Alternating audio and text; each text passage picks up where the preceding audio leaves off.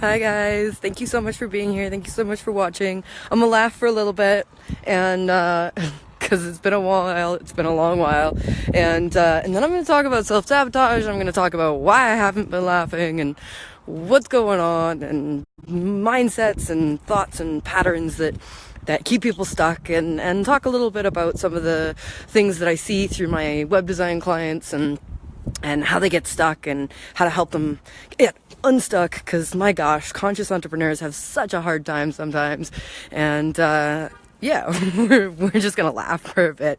If anybody wants to laugh along and jump on, that would be amazing. And if you've got, hi Crystal, if you've got questions, feel free to ask your questions now and I'll answer them throughout the thing. And if you've got if you want to tell me a joke, and that's beautiful too. I'm super happy with that. Hi, Crystal. Hi, Robin. Hi, Craig. Hi, Twyla.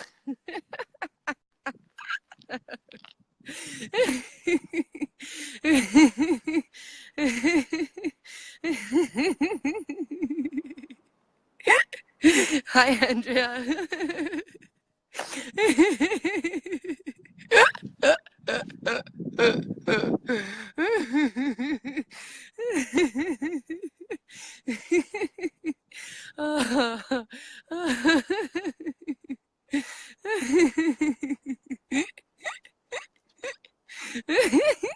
So, what do you call cheese that's not yours? Nacho cheese. So stupid. But it makes me laugh so hard every time.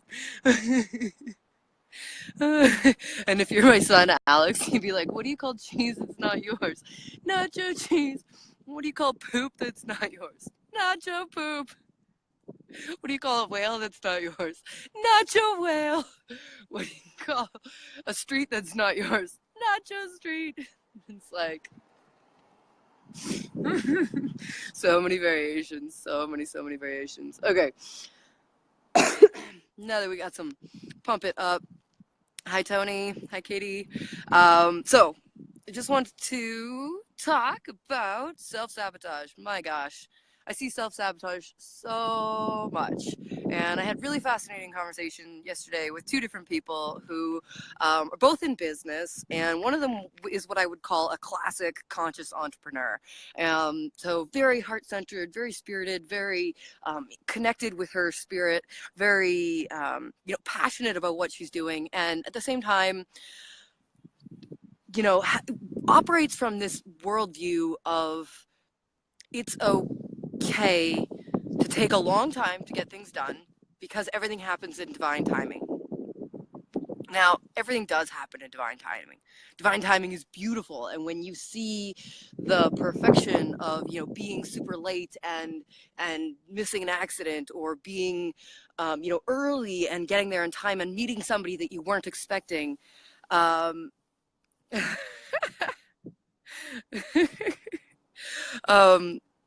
When yeah, totally, Facebook is a massive self-sabotage city. You're funny. But so the experience, divine timing is totally a thing, and it's a beautiful thing. And at the same time, I've seen so many conscious entrepreneurs use it as an excuse. Oh, it's all in divine timing, because they're uncomfortable with being uncomfortable, because there's a lot of spiritual bypass that happens, and a lot of people who are like, oh, well, I'm feeling uncomfortable, so I'm just gonna not do it. I'm not gonna work on it today, and then wonder why their life isn't working and it's not functioning as well. And I mean, hands up, I've totally and completely done this as well, like completely, and it's okay. So getting through this experience, first of all, it's okay. Recognizing that the beating self up for procrastinating, for being on divine timing, for being, peaceful with yourself in the slowness of your journey, all of that is totally, totally fine. And it can also be challenging, because Sometimes that means that, you're not working on the project that's going to generate revenue, and you might not have another source of revenue. And then all of a sudden you're like, oh my God, I can't make my life work. And that becomes super challenging. So how do we get through that? How do we bypass that? Now, a belief in divine timing can give us a lot of peace, can give us a lot of inner confidence, and in that we're in the right place at the right time. And I want to challenge you and say, you're in the right place at the right time to experience the discomfort. Because avoiding that discomfort is not going to help you build your business. It's not going to help you do the thing that you came here to do. It's not going to help you become the powerful, on purpose person that you really want to be. I've been wanting to do these Facebook Lives every week and commit to doing it for like 4 years. It's not the right timing yet. And what I had to do in order to get on this call with you today and in order to be here was to really feel how uncomfortable it made me feel to not be doing it. Actually, the cost of letting timing take care of itself is often massive. Self-criticism, anxiety, worry, doubt, these like really uncomfortable emotions that cause you to doubt yourself. And that doubt builds up over time. And I've totally done this, and I'm totally in recovery from this. And I speak to people who I work with in their web design on a regular basis, and they're like, oh, some of them are just so crippled by their own experience of getting in their own way and not trusting their own selves to do the things that they want to do. Now, divine timing also includes inspired action.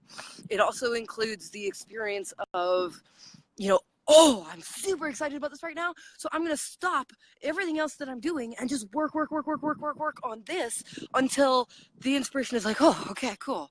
Like, now I feel good. I've taken the action, and that can be like right in this moment, you feel really excited to solve a problem. Feel really excited to, create something different for people. You feel really excited about an event that's being created. So you're going to spend the next 20 minutes, hour, whatever it is, contacting all the people who might be interested in going to that event or interested in, doing what it is that you're offering through your offering. Now, that's still divine timing. That's still an experience of being open to the experience of what it is that you're doing. And it means that you're moving forward. Now, if divine timing, I want you to ask yourself, I want you to look at your life and ask yourself, like, is my working on divine timing, does that help me bring me closer to what it is that I want to do, my big vision, who I feel I'm going to be when I'm a really powerful, highest vision of myself? Hi, Ren. Hi, Louise. Or is divine timing is it slowing me down? Is it giving me an excuse to avoid doing the things that I really need to do? And if it is, what am I scared of? What are you scared of that is causing you to wait? What are you scared of? And can you feel that scaredness right now? Can you imagine what the worst case scenario might be and face that emotional charge that you have that's stopping you from doing things right now? And move into a new place where, having faced that charge, faced that worst case scenario, even in your mind, in your imagination, and realize that you can move through it and that you will still be okay and you will be alive. Because so often the thing that we're scared of in our mind, hi Ash, great to see you here. So often that thing that we're scared of in our mind is so much scarier in our mind than it is in actual reality. I had to go to the police station to do a police check for the hemp license that we've applied to. Hi Brielle, great to see you. And I was absolutely terrified. I've never had any particularly traumatic experiences with the police, but they scare the living bejesus out of me because I'm an indigo and because I'm like authority and it took me 6 weeks to get up the courage to go to that police station. And you know what happened when I went there? I thought that I might be arrested on impact, arrested on entering the building. That was my worst fear of what might happen when I walked into that police station. Did it happen? No. Did it stop me? Did it delay the getting of that thing that then delayed other things that are contingent on that? Completely. Do I wish now that I had faced the fear sooner and moved through it sooner? Because you know what happened when I went to the police station? A car. No. What happened was that the police officers were totally fine. They asked for my $30. They asked for some information from me. They did the police check. They sent me on my merry way. And 2 weeks later, I got all the information that I needed to do the next step. But because I had spent the time waiting to do it because I was scared, it took me that much longer to move forwards towards my next goal. And so there are sort of short-term action. You can do that. What I did, you can push through that pain and push through that fear and move forward sometimes. But when you have a chronic pattern of self-sabotage, when you've started to take on self-sabotage in the form of an identity, hi Alicia, great to see you. When you've taken on that as part of an identity, when you've identified as somebody who often self-sabotage, which is completely something that I have done in the past, then things start getting a little bit more complicated, because then you have ongoing underlying payoffs that cause trouble, because you start to get off, you start to get excited about the idea of being in sabotage. It becomes something that you're familiar with, something that's comfortable, something that becomes a part of your identity. And when you've got that, you have to watch out, and there's more work that you need to do to unravel that. That becomes a process of unraveling your subconscious. It becomes a process of understanding what exactly it is that you're getting. And you can do that yourself by simply asking yourself, you know, when I do that self-sabotage, when I don't do the thing, what am I getting? I get to feel safe. Okay, when I feel safe, what do I get? What is the highest outcome of feeling safe? I get to feel that everything's okay. Okay, and when I feel like everything's okay, what do I get to feel? I get to feel that I'm taking care of myself. That's an important thing. Of course, I want to feel like I'm taking care of myself. And you can keep digging in that. You can keep moving in that until you understand, until you start looping, until you start getting the same answer. So maybe that I'm feeling like, so self-sabotage is a form of self-care. My God, if self-sabotage is a form of self-care for me, of course I'm going to continue self-sabotaging, because I'm taking care of myself. But am I actually taking care of myself? When my life becomes unfunctional, when I feel that I'm now dealing with anxiety, with the, self-loathing, self-hatred of like not fulfilling this soul urge of the soul calling that I'm hoping for, that I'm wanting, that I'm working towards with my action in other areas of my life, like no fun at all. And so when I can ask myself, so what is the highest outcome of taking care of myself? Oh, I feel loved. Okay, so what I'm really looking for is to feel loved. So if I can feel loved in a new and healthful way, what else is possible? If I can feel loved because I'm actually taking action and rocking out and doing a whole bunch of things, like, how is that different? How is that more, powerful? It's freaking super powerful. Because I'm able to then go get a massage as a form of self-love instead of self-sabotaging as a form of self-love. Like, my God, right? And I'm curious, like, go ahead and post in the comments if you're watching this in the replay, if you're watching it live, like, I've been talking about self-sabotage a bunch this week because it's massive, because it's something that when you transform it and you come into healthy relationship with it, when you realize that self-sabotage is an opportunity to grow, when you realize that self-sabotage is an opportunity to become stronger and to be like, oh, okay, here's an opportunity for me to love myself in a healthier way. Here's an opportunity for me to be stronger in my own self, in my own business. Here's an opportunity for me to heal a deep wound of the past and to become even more unstoppable in my journey moving forward. All of these are possible when you reframe the way that you look at self-sabotage. And this is something that, as spiritual people, at the beginning of the video, I mentioned that I spoke with two people yesterday. One of them classic, spiritual entrepreneur, and the other one classic entrepreneur, a guy who was, has been working 7 days a week on top of being a parent, on top of being a family man, on top of, everything else that he's doing for 10 years. He's totally burnt out, totally overwhelmed, but just knows how to do. And it's often those people who end up being more successful in business because they have the capacity to push through. Now, oh my gosh, there's like teenagers at the school being loud. Anyway, there's like yelling going on. We all used to be like that. We all used to have that kind of like loud, vivacious craziness within us, like the wildness of children and the passion of children, and it gets squashed, and it's a shame. And you know, this guy who's got, um, you know, is on 7 days a week all the time. Like, he's got lessons to learn too, but the lesson is not how do I take better care of myself? How do I love myself more by being compassionate with myself? The lesson, oh no, that is the lesson, never mind, I get confused. The lesson is how to be nicer to himself and take more time off, versus how to face the uncomfortable emotions and move forward and be stronger in all of that. So does anybody, do I have a hood? Yes, I have a hood. What a weird question. Anybody else say anything? I'm just sort of scrolling through the comments, see if anybody's got some questions. Denis logged off Facebook because of this. That's fantastic. And yeah, so if you guys have any questions or any, you know, about being a conscious entrepreneur, about moving forward in your business, I'm totally happy to spend a couple minutes answering those right now. Otherwise, I'm just going to laugh for a little bit, because I promised myself I would laugh for at least 2 minutes. I think I only did like a minute at the beginning. Yeah, so if you have questions, or if you want to hop on live with me and ask those questions live, I'm totally happy to do that.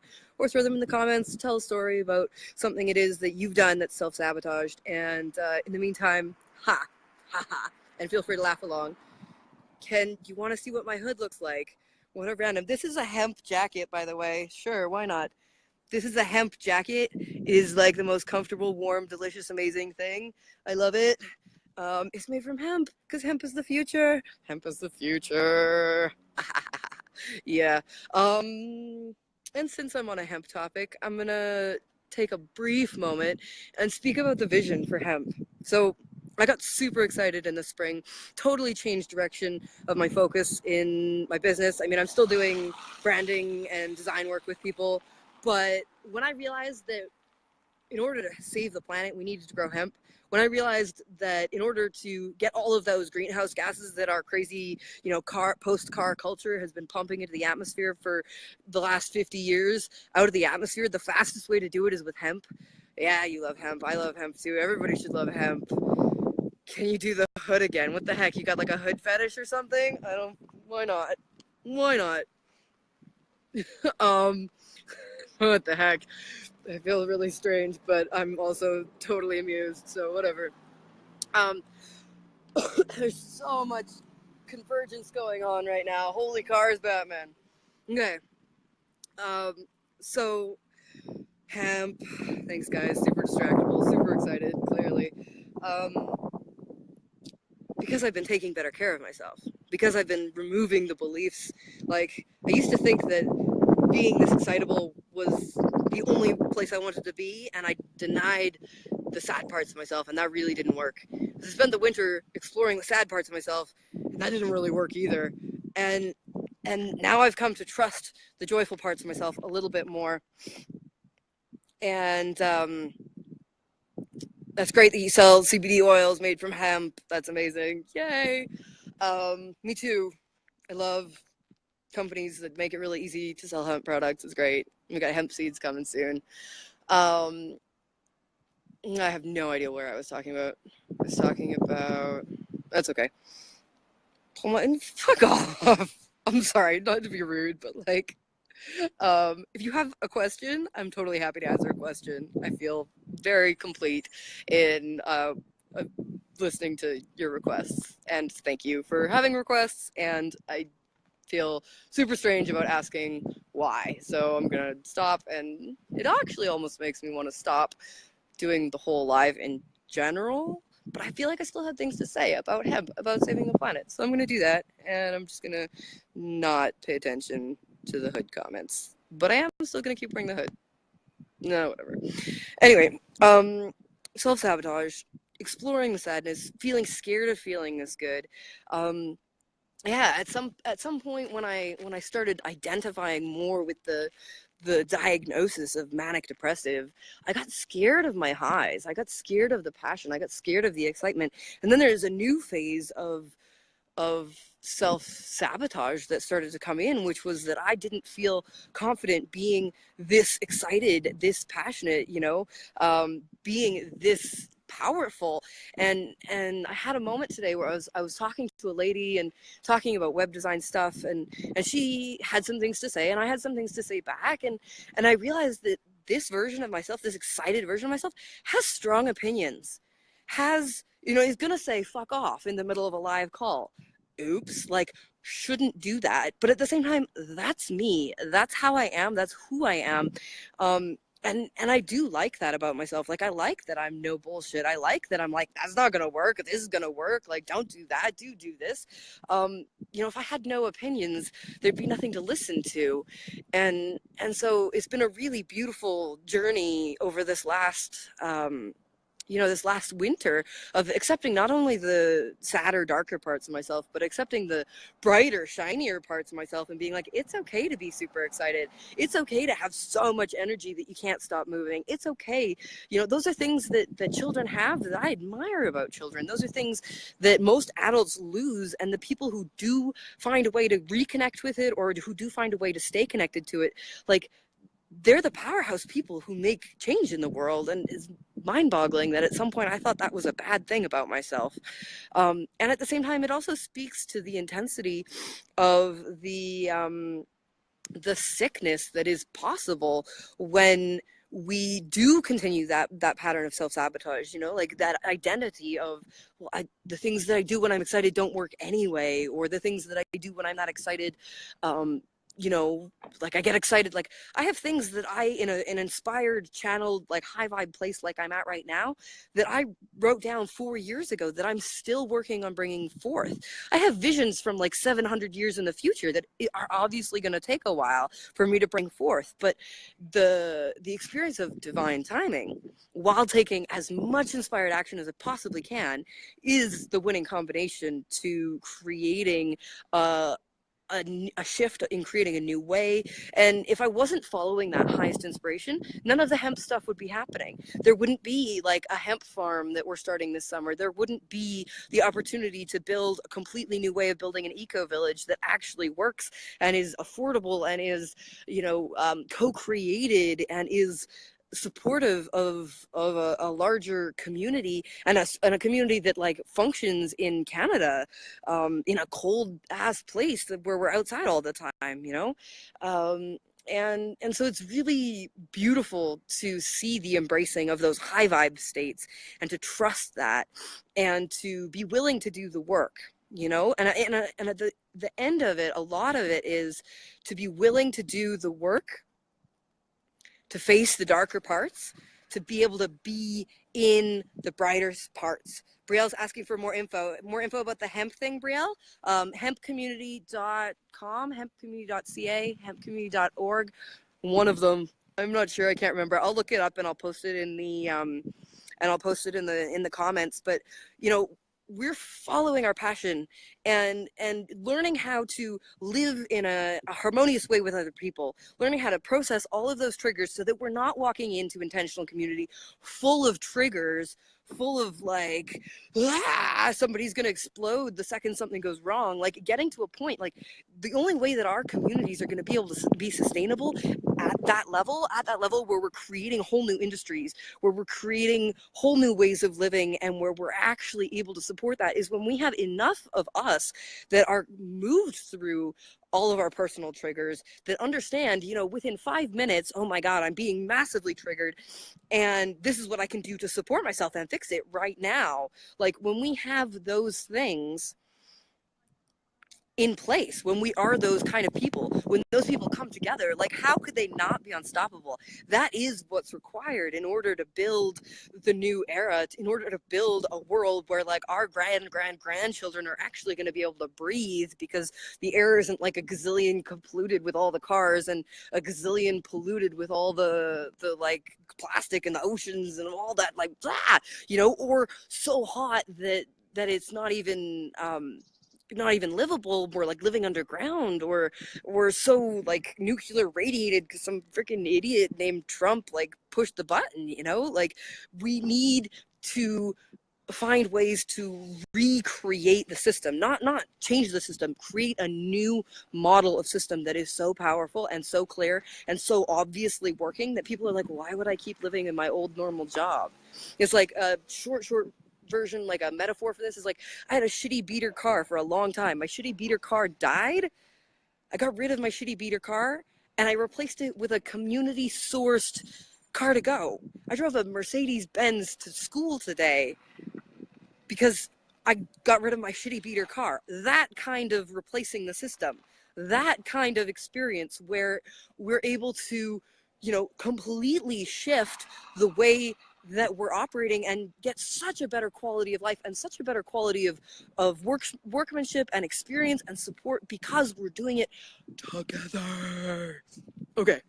That's all I got. I'm gonna laugh for a minute and then I'm gonna hang up. I love you guys. You're amazing. I'm so happy to be doing lives. So glad I busted through my own self-sabotage in order to be here. I'm gonna be doing lives every Wednesday, and I can't believe I just said that out loud. But I love myself so much more when I do what I say I'm gonna do. So I'm gonna keep doing it. And I committed to once a week because I feel like even if I feel like shit next Wednesday, which is unlikely because I'm taking excellent care of myself, I will still show up and I will feel like shit and I will be on camera with you, or I will be even more excited and even more clear and even more concise because I don't feel very concise today, and that's okay. And I will be there to inspire more. I love you guys so much. Mwah! Oh yeah, look. So weird. I get some weird people on here, but the rest of you are fucking amazing. Thank you to everybody who's been a part of this. Thank you for everybody who's been watching live. Thank you for everybody for being beautiful and pursuing your gift. Remember, be yourself. By being yourself, you do change the world. You're fucking amazing, and I love you. Have an amazing day. Mwah. I'll see you next week, Wednesday.